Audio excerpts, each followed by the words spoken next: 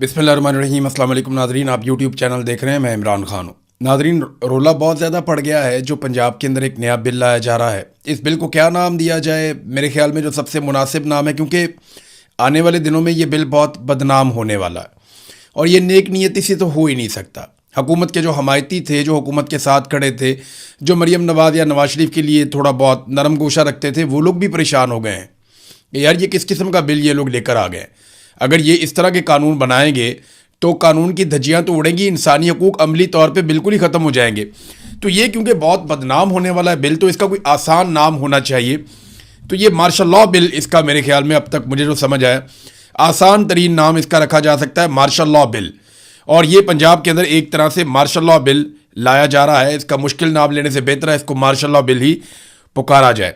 ये पाकिस्तान में अब एक नया ट्रेंड है, यानी पंजाब के अंदर खास तौर पे खातून civil martial law administrator TikToker Maryam Nawaz साहिबा जो हैं, वो अब एक कानून लेकर आ रही हैं जो उनका मनपसंद कानून है। इसमें मैंने मनपसंद इसलिए कहा कि जो एमपीए है जिसने ये बिल मुतारिफ करवाया, वो खुद मुकर गया। उसने कहा जी मैं तो नहीं लेके आया। यानी ताज़ा अपडेट इसमें यह है कि नून लीगी एमपीए खालिद रांझा, जिनके बारे में कहा जाता है कि वो ये बिल लेकर आए, उन्होंने कहा ये बिल उनका नहीं है बल्कि पंजाब हुकूमत का बिल है और ये कानून वज़ीर आला पंजाब मरीम नवाज की मुशावरत से लाया गया है। और जो स्पीकर है वो कह रहे हैं जी मुझे तो आगाही नहीं किया गया। यानी पीका का जो कानून है वो भी PMLN लेकर आई थी नवाज शरीफ के दौरे हुकूमत में, शहबाज शरीफ के दौरे हुकूमत में, इमरान खान साहब के दौर में इस पर काम होने लगा था। और उस दौर में मैंने कहा था कि सख्त कवानीन ज़रूर बनाएं लेकिन सबके लिए बनाएं।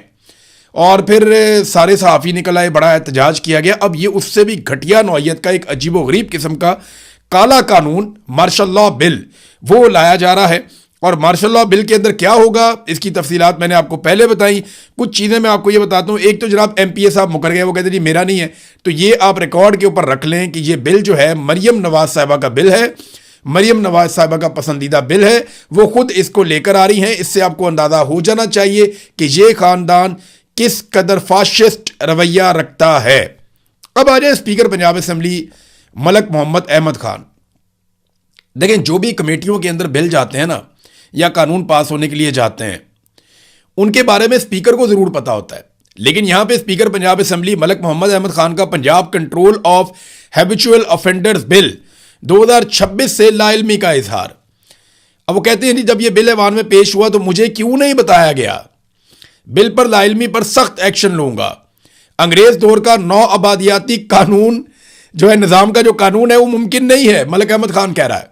मलक अहमद खान कौन है? जनरल बाजवा का बहुत करीबी आदमी, रिजीम चेंज ऑपरेशन के मरकजी किरदारों में से एक। जनरल बाजवा और उनके रिश्तेदारों से बेहतरीन ताल्लुकात बनाकर शरीफ खानदान के लिए रास्ते निकालने वाला मलक अहमद खान। मलक अहमद खान वही हैं जिनके भाई के ऊपर मनी लॉन्ड्रिंग के बड़े सीरियस एलिगेशन थे और उनके ऊपर मुकदमात भी बने थे। लेकिन बाद में अचानक से उनके लिए नरमी हो जाती है जब मलक अहमद खान साहब के जनरल बाजवा साहब अच्छे ताल्लुकात बन जाते हैं। तो नाजरीन, अब सवाल ये पैदा होता है कि क्या स्पीकर की मंजूरी के बगैर ये बिल कमेटी से मंजूर कराया गया? यानी ये बहुत अजीब बात है ना कि स्पीकर को पता ही नहीं है, बारों बार काम हो रहे हैं। तो हर चीज़ मरीम नवाज के कंट्रोल में है, या जो लोग मरीम नवाज को रिमोट कंट्रोल से कंट्रोल कर रहे हैं, या वो चीज़ उनके कंट्रोल में है। अब देखें ना, मरीम नवाज की सियासी तौर पे तो कोई पहचान नहीं है। सिर्फ उनका वालिद एक वज़ीर आज़म रहा है, वज़ीर आला रहा है। अपनी सियासी हैसियत उनकी कुछ नहीं है, ना उनकी सियासी सोच है, ना उनके पास जो उनकी कैबिनेट में करीबी उनकी सहेलियां हैं उनमें से किसी की सियासी सोच नहीं है। आप अंदाज़ा करें ना, वो जो वज़ीर तालीम जिस आदमी को रखा हुआ है, अब जिस लेवल का वज़ीर तालीम है उस लेवल को देख के आपको अंदाज़ा हो जाना चाहिए कि इनकी टोटल कैपेसिटी क्या है। यानी जिस हुकूमत का, जिस कैबिनेट का वज़ीर तालीम इस लेवल का आदमी हो, आपने शक्ल देखी है उसकी, आपने काम भी उसके सुने, आप उसकी तहरीरें भी पढ़ते रहते हैं, उसके बयानात भी सुनते रहते हैं, बंदा सर पकड़ के बैठ जाता है कि ना सर है ना पाँव है। तो जिनका वज़ीर तालीम इस नौइयत का होगा, जिनकी इंफॉर्मेशन मिनिस्टर को देख लें, बाकी मिनिस्टर्स को आप देख लें, तो आपको उनकी ज़हनी हालत का पता चल जाएगा। तो इनका कोई तजुर्बा तो है नहीं सियासत में, बेचारे बिल्कुल सियासत से नाबल्द हैं। तो इनको लिखकर जो चीज़ दी जाती है ये समझते हैं वही ठीक है, जो इनको ब्रीफिंग दे दी जाती है ये पागल हो जाते हैं, उसके ऊपर पता नहीं कितना बड़ा काम हो गया। लेकिन जो आदमी थोड़ी सी भी सियासत को समझता है, या जिस सहाफ़ी को थोड़ी बहुत भी समझ है, वो सर पकड़ के बैठ गया कि ये इन्होंने किया क्या, ये किस लेवल का कानून ये लोग लेकर आ गए हैं। पूरा निज़ाम हिल गया है कि भाई अब क्या करना चाह रहे हैं, क्या आप पाकिस्तान को शुमाली कोरिया से भी बदतरीन कोई जगह बनाना चाहते हैं? क्या आप डिक्टेटरशिप से भी आगे किसी जगह पे जाना चाहते हैं? जनाब एमपीए मुकर गया, कहता जी मेरा नहीं है, मरियम नवाज का है। मरियम नवाज ने खुद बनाया था पंजाब हुकूमत का, मैं कल्ला नहीं है। और जो मलिक अहमद खान साहब है वो कहते जी मुझे तो पता ही नहीं था इसके बारे में। ये चीज़ भी हो रही है यानी। और इसको जो है वो जोड़ा गया अंग्रेज दौर का नौ आबादियाती निज़ाम। ये उस तरह का एक कानून है जो ये लाया जा रहा है पंजाब के अंदर। अब इसके ऊपर ना लोग अलग अलग राय दे रहे हैं। जो बहुत करीबी लोग हैं पीएमएलएन के, नवाज शरीफ के, मरियम नवाज के, वो लोग भी बेचारे बोलना शुरू हो गए। यानी वो सहाफ़ी जिन्होंने बहुत सपोर्ट किया वो बेचारे भी बोल रहे हैं कि यार ये क्या मुसीबत है। अब यहाँ पे जो है वो नजम सेठी का स्टेटमेंट बहुत इंटरेस्टिंग है। वो ये कहते हैं कि आज ये हुकूमत में बैठे हुए हैं, कल ये अपोजिशन में इन्होंने जाना ही जाना है, तो फिर की करोगे तुसी? यानी उन्होंने पंजाबी में उन्होंने पूछा, फिर एक नज़म भी उनको सुना दी। तो उन्होंने कहा मुस्लिम लीग नून को ये बात समझ आ जानी चाहिए, ये पहले भी मुश्किल हालात से गुजरे हैं और ये फिर भी गुजरेंगे। तो तारीख बड़ी जालिम होती है। यही सारे कवानीन जो है ना, चाहे ये पीका है चाहे ये टीका है, ये जो भी है ना, इनके ऊपर ही लगने। ये मार्शल लॉ बिल भी इनके ऊपर ही लगना है। ये जितने आप सख्त से सख्त कवानीन बनाएंगे ना, ये मुड़ के आपके ऊपर ही आएंगे, क्योंकि बारी बारी सबकी बारी। जब तक पाकिस्तान में मिलिट्री एस्टेब्लिशमेंट का एहतसाब नहीं होगा ना, तब तक पाकिस्तान में सब लोग जद में आते रहेंगे इसी तरह के जालिमाना कवानीन के। तो नाजरीन अब ये अच्छा, इसमें एक इस्तिस्ना भी है। एक और बड़ी इंटरेस्टिंग बात जो है इसके अंदर, इसमें एक इस्तिस्ना भी है। कौमी पॉलिसी जिसके तहत बड़े मनसब पर फाइज शख्सियात, उन्हें इस्तिस्ना दे दिया गया इसके अंदर भी कि जनाब बाकी सारे तो जो है समाज दुश्मन हो जाएंगे, बाकी सब पे तो ये मार्शल लॉ बिल लगेगा, लेकिन ये जो है ना बड़े बड़े लोग जो हैं उनके ऊपर नहीं लगेगा। इस तरह जो पंजाब में तैयार किया गया जो नया कानून है, इसके तहत भी हुकूमत और अहलकारों को गुड फेथ में इससे इस्तिस्ना होगा और इनके खिलाफ कोई कानूनी कार्रवाई नहीं हो सकेगी। आप अंदाजा करें, आम आदमी की मंजी ठोक दो, अपोजिशन की ऐसी तैसी कर दो, गरीब आदमी को रगड़ा लगा दो, कोई सोशल मीडिया पे नौजवान आवाज उठाए तो उसका पूरा घर तोड़ दो, जो मर्जी उसके साथ करो। लेकिन जब कोई सरकारी मुलाजिम करे या हुकूमत करे तो आपके जी गुड फेथ में किया है। यानी वो एक ताड़ा कुत्ता टॉमी ते साड़ा कुत्ता कुत्ता, ये एक मिसाल थी, आपको याद होगी। थोड़ा अरसा पहले अली अमीन गंडापुर ने भी एक मिसाल दी थी कि हम नाचें तो ये और तुम नाचो तो वो। तो हर एक की तरह की अपनी अपनी ज़ुबानों में, पश्तो में अलग है, अंग्रेज़ी में अलग है, उर्दू में अलग है, तो बहुत सारी मिसालें बनी हुई हैं। तो मैं हैरान होता हूँ कि ये सबके लिए अलग अलग कानून कैसे बना सकते हैं। एक मुल्क के अंदर अलग अलग कानून तो नहीं होते कि हुकूमती आदमी अगर ये गंद मारेगा तो उसको माफ़ है, आप ये सोचेंगे गुड फेथ है, यार को अच्छा सोच के ही कहा होगा। लेकिन कोई और आदमी अगर कोई सही बात भी कहेगा, इसने ज़रूर बुरा सोचा होगा। अब ये नीयतों का फैसला करना शुरू हो जाएंगे, अपनी अदालतें खुद लगाएंगे, जजेस नहीं लगाएंगे, इनके अपने सरकारी मुलाजिम अदालतें लगाएंगे, अपनी अदालतें खुद लगाएंगे, खुद ही फैसले सुनाएंगे और खुद ही उस पर अमल दरामद भी करवाएंगे। ये पाकिस्तान के अंदर ख़ासतौर पर पंजाब में करने जा रहे हैं। मियाँ दाऊद साहब हैं एक वकील, और उन्होंने, मियाँ दाऊद एडवोकेट ने इसकी चंद चीज़ें हाईलाइट की हैं। और जो चीज़ें उन्होंने हाईलाइट की हैं ना, वो 13 आर्टिकल हैं आइन के। आइन पाकिस्तान के 13 ऐसे आर्टिकल हैं जो बुनियादी हकूक़ से मुताल्लिक है, उनकी खिलाफ वर्जी कर रहा है ये मार्शल लॉ बिल। तो मियाँ दाऊद एडवोकेट के मुताबिक आइन का आर्टिकल 4 यानी मुसावी कानूनी हक, वो छिन जाता है इससे। आर्टिकल 9 जिंदगी और आज़ादी का हक छिन जाता है। आर्टिकल 10 गैर कानूनी गिरफ्तारी और नज़रबंदी से तहफ़्फ़ुज़, ये भी छिन जाता है। आर्टिकल 10A फेयर ट्रायल का हक भी चला जाता है। आर्टिकल 13 दोहरी सज़ा हो जाती है इसमें। आर्टिकल 14 इज़्ज़त नफ्स का तहफ़्फ़ुज़ नहीं रहता। आर्टिकल 15 नकलो हरकत की आज़ादी नहीं रहती। आर्टिकल 16 इकट्ठे होने की आज़ादी नहीं रहती। आर्टिकल 17 सियासी सरगर्मियों की आज़ादी नहीं रहती। आर्टिकल 18 कारोबार की आज़ादी नहीं रहती। आर्टिकल 19 इजहार राय की आज़ादी ख़त्म। आर्टिकल 23 और 24 जायदाद खरीदने इस्तेमाल करने का हक ख़त्म, क्योंकि ज़ब्ती हो जाना सारा कुछ। और इसके अलावा भी वो ये बताते हैं कि आइन के आर्टिकल 175 सब आर्टिकल 3 अदलिया और इंतजामिया को अलग करना की भी खिलाफ वर्जी है। अब नाजरीन, इस तरीके से ये आइन को पामाल करने जा रहे हैं एक मार्शल लॉ बिल लाकर। देखिए इसमें होगा क्या। आपकी अगर शक्ल पसंद नहीं है ना मरियम नवाज को या नवाज शरीफ को, कैप्टन सफदर के बेटे को, या मरियम नवाज की किसी बेटी को, रिश्तेदार को, दामाद को, कोई आसपास जानने वाला, इसहाक डार को, इसहाक डार के बच्चों को, या किसी को भी, किसी वजीर को, किसी वजीर के बच्चे को, किसी जज को, किसी जज के बच्चे को, उसके रिश्तेदार को, किसी ब्यूरोक्रेट को, उसके किसी बच्चे को, किसी SHO को, उसके किसी रिश्तेदार को आपकी शक्ल पसंद नहीं है, वो आपके खिलाफ एक दरखास्त डाल देगा और हल्की सी सिफारिश करवा देगा। उसके बाद आपके साथ क्या होगा? आपके बैंक अकाउंट बंद, आपकी जायदादें जब्त, आपका मोबाइल फ़ोन ले लेंगे, आपका जो है वो बंद कर देंगे आपके मोबाइल्स, आपका इंटरनेट का इस्तेमाल यानी आप कुछ भी सोशल मीडिया के ऊपर अपलोड नहीं कर सकेंगे, आपको वहाँ पे भी कंट्रोल कर दिया जाएगा। डिजिटल निगरानी में आपको डाल देंगे, आपके जिस्म के साथ एक डिवाइस लगा सकते हैं। और ये तो ग्वांतानामो में भी, वहाँ पे भी इस किस्म के जुल्म जब अमेरिका ने किए थे तो अमेरिका को पीछे हटना पड़ गया था कि जनाब कैदियों के जिस्मों में चिपें लगा दी जाएं, इनको ट्रैक किया जाए। तो वो ट्रैक करेंगे जनाब कि ये इसके साथ ये डिवाइस हमने लगा दी है, तो ये डिवाइस जो है अगर ये उतारा या इसने कुछ किया तो इसको फिर 3 साल के लिए हम जेल में डाल देंगे। तो जनाब अजीबो गरीब किस्म की चीज़ें आपके साथ की जाएंगी, अमली तौर पर आपकी ज़िंदगी ख़त्म हो जाएगी।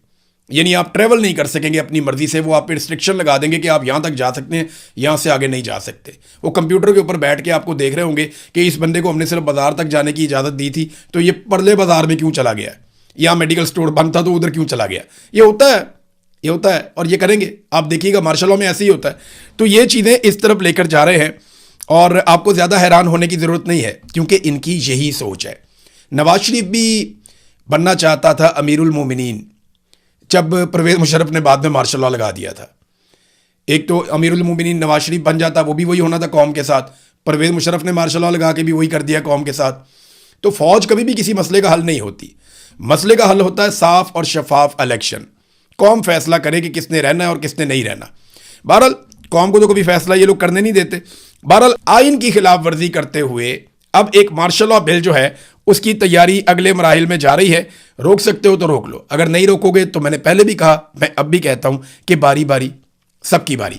एक बात और जो नजम सेठी ने की बड़ी इंटरेस्टिंग है, उन्होंने ये बताया कि जनाब ये आ क्यों रहा है। उसकी वजह यह है कि हुकूमत एक तरह से ये तस्लीम कर रही है कि पाकिस्तान तहरीक इंसाफ का जोर नहीं टूटा अभी तक। ये मैं मदर अब्बास साहब को सुन रहा था और भी बहुत सारे सीनियर तजियाकार हैं। देखिए ना, मैं कहूँगा तो मेरा तो थोड़ा सा इस एस्टेब्लिशमेंट के साथ फड्डा है। जो मौजूदा पाकिस्तान में एस्टेब्लिशमेंट है इसके साथ मेरा फड्डा है। इन्होंने मेरे साथ बहुत जुल्म किया, मेरे से मेरा मुल्क छीन लिया, मेरी आज़ादी छीन ली, मेरे से मेरे बहुत सारे हुकूक छीन लिए, मुझे बहुत तकलीफ़ दी इन्होंने। तो मेरा तो इनके साथ एक फड्डा है। अगर मैं बात करूँगा तो बाद औक़ात आपको लगेगा कि शायद यार ये गुस्से में भी है। हालांकि मैं बहुत कोशिश करता हूँ अपने ऊपर कंट्रोल रखने की और मैं गुस्से से दूर रहकर अपना काम करता हूँ। लेकिन अब बहुत सीनियर लोग जो मीडिया में हैं वो ये कहना शुरू हो गए हैं कि पीटीआई का जोर नहीं टूटा इनसे, इन्होंने सब कुछ करके देख लिया और ये कोई ऐसा पॉलिटिकल बयानिया बनाने में कामयाब नहीं हुए जिससे ये पाकिस्तान तहरीक इंसाफ को कमज़ोर कर सकें या उनके वोट बैंक को हिला सकें। हाँ, इन्होंने ऑप्टिक्स ज़रूर क्रिएट कर दिए, जाली इलेक्शन ज़रूर जीत लिए, लेकिन जब भी कभी लोगों को मौका मिलेगा फ्री एंड फेयर इलेक्शन में लोग बड़े पैमाने पर निकल कर उसी तरह पाकिस्तान तहरीक इंसाफ को वोट डाल लेंगे। और ये बात पाकिस्तान की मिलिट्री एस्टेब्लिशमेंट और सारे जानते हैं। तो अभी जनाब एक और इलेक्शन आ रहा है कि बल्दियाती इलेक्शन पंजाब के अंदर, तो उससे भी इन्हें खौफ है कि वहाँ पे लोग निकलेंगे और पाकिस्तान तहरीक इंसाफ को वोट डालेंगे। अगर एक इलेक्शन भी पाकिस्तान की मिलिट्री एस्टेब्लिशमेंट ने पब्लिक पे छोड़ दिया और इलेक्शन कमीशन के ऊपर दबाव ना डाला जाली फार्म 47 के लिए, तो पूरी की पूरी PMLN, उनकी लीडरशिप नवाज शरीफ से लेकर नीचे तक सारे के सारे बुरी तरह एक्सपोज हो जाएंगे, जैसे 2024 में 8 फरवरी के इलेक्शन में ये लोग एक्सपोज हो गए थे। नादरीन, अब सुहेल अफरीदी साहब ने एक स्टेटमेंट दिया है और एक सख्त स्टेटमेंट है उनकी तरफ से, क्योंकि 5 अगस्त करीब आ रही है। अगर तो 5 अगस्त का मोमेंटम बनाना है तो पाकिस्तान तहरीक इंसाफ को वो अनाउंसमेंट करनी चाहिए थी जो उनके इंटरनल मीटिंग में डिस्कस हुई थी। मुझे ये इन्फॉर्मेशन मिली थी कि पाकिस्तान तहरीक इंसाफ में ये डिबेट हुई थी कि 5 अगस्त को मुल्क गिर एहतजाज किया जाए, 5 अगस्त को पूरे मुल्क को निकाला जाए और फैसला कुन एक लॉन्ग मार्च किया जाए, और इस किस्म की तजावीज़ आ रही थी। लेकिन फिर अचानक से सारा कुछ एवेपोरेट हो गया, सब खामोश हो गए, ये खबरें कहीं दब गई, किसी ने अनाउंसमेंट भी नहीं की। मेरे ख्याल में आखिरी दिनों में अनाउंसमेंट करेंगे, चंद दिन पहले, जब तैयारी का वक्त नहीं बचेगा। अगर आप ज़्यादा देर तक कोशिश करें, ज़्यादा देर तक तैयारी करें, उसका मोमेंटम बिल्ड करें, तो एक बेहतर एहतजाज या लॉन्ग मार्च हो सकता है। लेकिन अगर आप कहें जी मैंने फ़ौरन करना है, तो फिर तो वो नहीं होता ना, फिर तो जैसे एस्टेब्लिशमेंट चाहती है फिर उसी तरह का होता है। बहरहाल सुहेल अफरीदी ने कहा कि सिक्योरिटी फोर्सेस को पैगाम देता हूं, एहतजाज हर सूरत होगा, गोली चली तो पहला सीना मेरा होगा। वैसे अली अमीन गड्डापुर ने भी यही कहा था, सुहेल अफरीदी साहब ने भी उसी तरह का स्टेटमेंट दिया है। जो होगा वो फिर हम देखेंगे। सुहेल अफरीदी ने कहा कि सिक्योरिटी फोर्सेस को पैगाम देते हैं, इमरान खान से मुलाकात के लिए हमें एहतजाज करना है। अगर किसी ने मुजाहिरीन पर गोली चलाई तो वो बेगैरत होगा, और जो गोली चलाने का कहेगा वो भी बेगैरत होगा। ये भी उन्होंने जनाब बेगैरत कहना शुरू कर दिया। फिर उसके बाद उन्होंने अपने कुछ तरक्याती मंसूबे और चीज़ों के बारे में बताया। लेकिन सुहेल अफरीदी ने ये नहीं बताया कि ये जो सवाब दीदी फंड है, इसके बारे में जो ARY ने खबर छापी वो खबर ठीक है या गलत है। क्योंकि उस खबर के मुताबिक सवाब दीदी फंड को लगभग 700% से ज़्यादा बढ़ा दिया गया है। हालांकि इमरान खान साहब ने कहा था कि सवाब दीदी फंड जो हैं वो सिफर होंगे, वो नहीं होंगे। बहरहाल ये सुहेल अफरीदी ने कहा कि हम एहतजाज करेंगे मुलाकात के लिए और इमरान खान साहब से मिलने के लिए हम पूरा जोर लगाएंगे। मेरे ख्याल में अगर इन्होंने कोई कॉल दे दी 5 अगस्त की, तो उससे पहले शायद इमरान खान साहब से कोई एक आधी मुलाकात करवा दी जाए। तो अब मामला इमरान खान की रिहाई का नहीं है, अब मामला इमरान खान से मुलाकात करने का है। देखिए, आसिम मुनीर साहब की एक बड़ी कामयाबी तो यह है कि पाकिस्तान तहरीक इंसाफ के ऊपर लोगों का एतमाद बहुत हद तक मुतजलजल हो गया। अब हम ये बार बार सुनते हैं कि जनाब इमरान खान की फैमिली को कोई किरदार अदा करने दिया जाए जब तक कि इमरान खान साहब जेल से बाहर नहीं आ जाते। इसलिए कि वर्कर अब लीडरशिप से अब वो एनर्जी ले ही नहीं रहा। उसे लगता है कि जो सबसे मेन आदमी है इमरान खान, उसके लिए लीडरशिप काम नहीं कर रही और इमरान खान की फैमिली के अलावा शायद कोई वफादार बचा नहीं है। ये अब कारकुनों के अंदर सोच पैदा हो गई और अब ये मुतालबा भी आपको सोशल मीडिया पर नजर आता है। अच्छे खासे पाकिस्तान तहरीक इंसाफ के लीडर्स हैं जो कह रहे हैं कि इमरान खान साहब की फैमिली को आगे किया जाए और वो एहतजाज को लीड करें जब तक इमरान खान बाहर नहीं आ जाते। अब इस किस्म की बातें जो हैं वो इमरान खान साहब की पार्टी के अंदर से हो रही हैं और कारकुन इसके ऊपर बड़ा जोर भी दे रहे हैं। तो ये एस्टेब्लिशमेंट की एक कामयाबी है कि एक तो उन्होंने लीडरशिप को काफ़ी मुतनाज़ कर दिया और दूसरा उनकी कामयाबी ये है कि लीडरशिप के जो मुतालबात थे वो इमरान खान साहब की रिहाई, उनकी आज़ादी, उनके ऊपर जाली मुकदमात का खात्मा, मैंडेट की वापसी, इन चीज़ों से हटकर वो यहां तक आ गए कि जनाब इमरान खान साहब को अस्पताल ले जाएं और जनाब आप हमारी इमरान खान साहब से एक मुलाकात करवा दें। यानी वो मुतालबात जो एक पीक थी उनकी, वो बहुत ऊंचे लेवल के मुतालबात थे, वो अब बड़े निचले लेवल तक आ गए हैं और ये मिलिट्री एस्टेब्लिशमेंट ने अपने जुल्म के जरिए से किया है। और पाकिस्तान तहरीक इंसाफ की लीडरशिप एक एक कदम करके पीछे हटती रही मफामत के चक्कर में और आज अब वो वहां खड़े हैं कि वो कोई बड़ा मुतालबा भी नहीं कर रहे। नादरीन, अमेरिका और ईरान के मुज़ाकरात अब कतर में शुरू होने जा रहे हैं। ये एक बड़ी डेवलपमेंट है और इसमें जो खबर है मेरे पास वो ये है कि अमेरिका ने और ईरान ने एक दूसरे के ऊपर दोबारा से हमला किया और उसके बाद दोहा के अंदर अब मुज़ाकरात होंगे अमेरिका के और ईरान के, और ये बराह रास्त मुज़ाकरात होंगे और एक हॉटलाइन भी कायम की जाएगी अमेरिका की और ईरान की फोर्सेस के बीच में।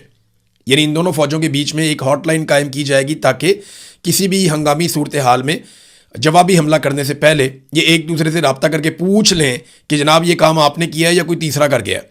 तो ये एक अच्छी बात है, ये हो जाना चाहिए और ये कतर की तरफ से एक आइडिया है। इस पर अगर अमल दरामद होता है तो ये ज़रा बेहतर रहेगा, एक बड़ी लड़ाई से बचने में मददगार भी साबित होगा।